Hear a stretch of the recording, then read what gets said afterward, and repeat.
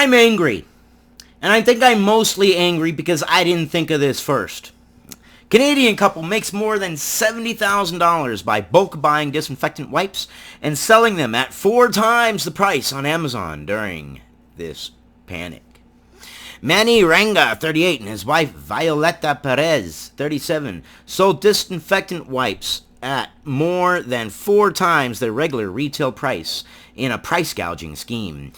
Scheme? I mean, scheme makes it sound so damn nefarious. Okay, they went out, they put the effort in, they bought the wipes, and they were selling them, and if people wanted to buy them for frickin' $70 a freaking thing, yeah, okay. Woo! They sure as hell made some profit, though.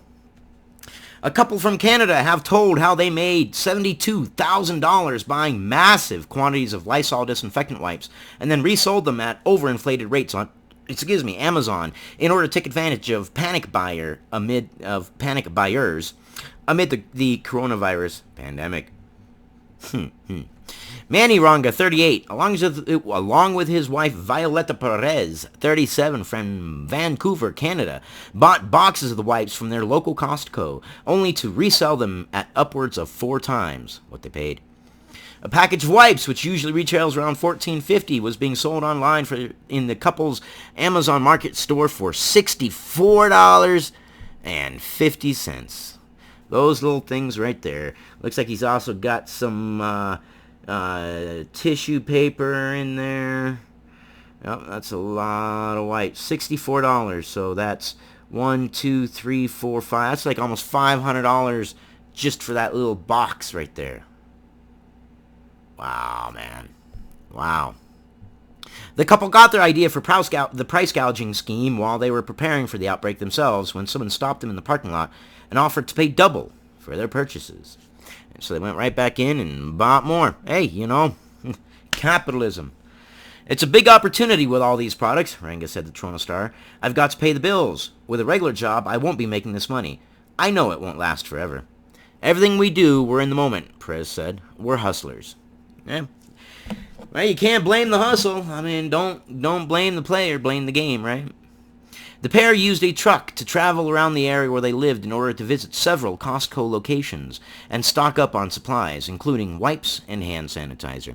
I mean, honestly, here's the way I look at it. They went through the effort, and they drove around. And I know, they have the whole thing where, well, what about everybody else? Supplies for everybody else, supplies for everybody else. Well, Jesus Christ. People have been lambasting me all the time, saying, well, you're telling people to get supplies. This isn't a big deal. It's just the flu. Well, obviously get your supplies or you run into this.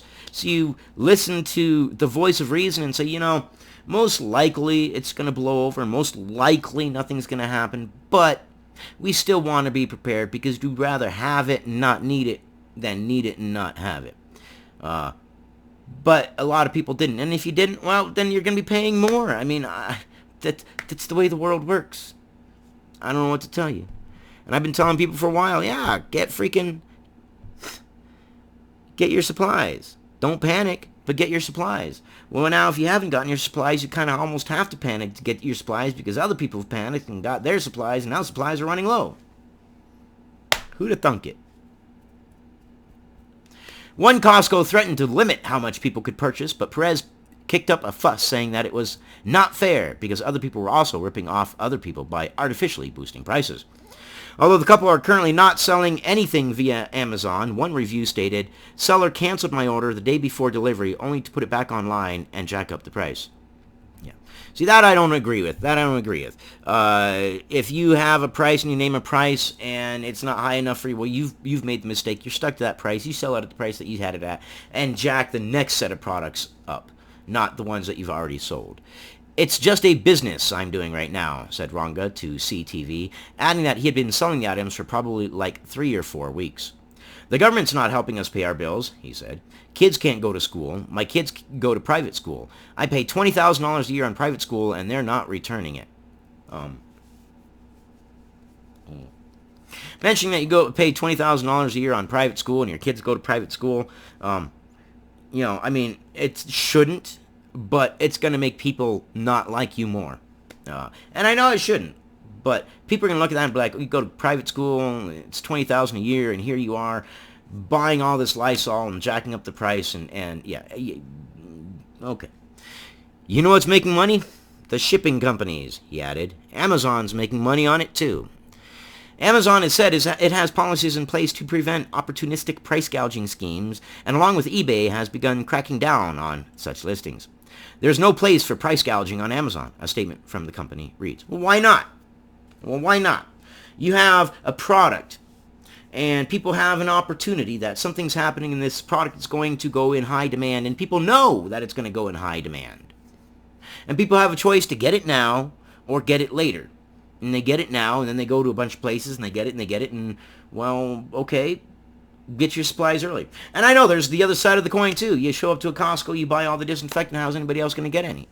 I know there's the other side to it, too, but from an opportunistic perspective, from a capitalist perspective, and people are going to demonize me for it, but hey, you know, you can't really fault them. That's the game.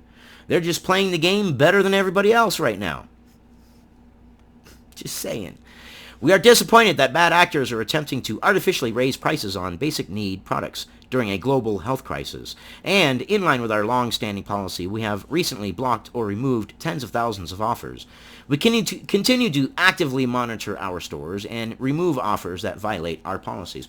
Okay, but look at it this way. You have the product, it's in high demand, nobody's got it, somebody's jacking the price up. Would you rather them be able to sell it and people at least get it somehow? Or, well, the price is too expensive and nobody's going to buy it, and so we're just going to take it down and nobody even gets the opportunity to buy it. I don't know. There's a lot of levels on this. But you got to respect the game. You got to respect the hustle. And you got to admit, if it was you, and you had bought all these supplies, and you had made $70,000 on all these supplies, you'd be okay with it. If it was you, and this was your money, and it was your disinfectant, and you spent the time to drive around and gather all the disinfectant, and you spent the time to list it and ship it, then you would be okay with it. But on the outside looking in, most of us looking at it like, man, okay, I get the hustle, but that was pretty low ball. But if it was you, remember, we're all the heroes of our own story. We all think that we are the good guy, and it's us versus them, right?